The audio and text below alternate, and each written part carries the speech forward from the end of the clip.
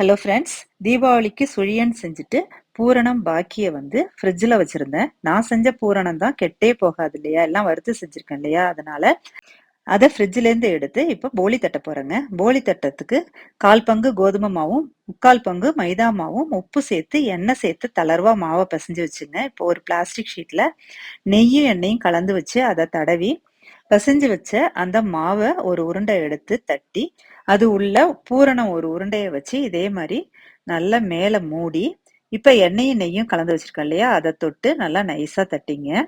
இதை எடுத்து தோசைக்கல் சூடானதும் அதுல போட்டுருங்க. இதை திருப்பி போட்டு அந்த நெய்யும் எண்ணெயும் அதுல ஊத்தி நல்லா செவந்ததுக்கு அப்புறம் எடுத்து பிளேட்ல வச்சிருங்க. சூப்பரான போலி ரெடிங்க. இதை இதை தட்டி சுட சுட சாப்பிடலாம். மீதி இருந்ததுன்னா ஃப்ரிட்ஜில் எடுத்து வச்சுங்க. அப்பப்போ எடுத்து தோசைக்கல்லில் நெய்யை தடவி சூடு பண்ணி சாப்பிடலாங்க. Thank you friends.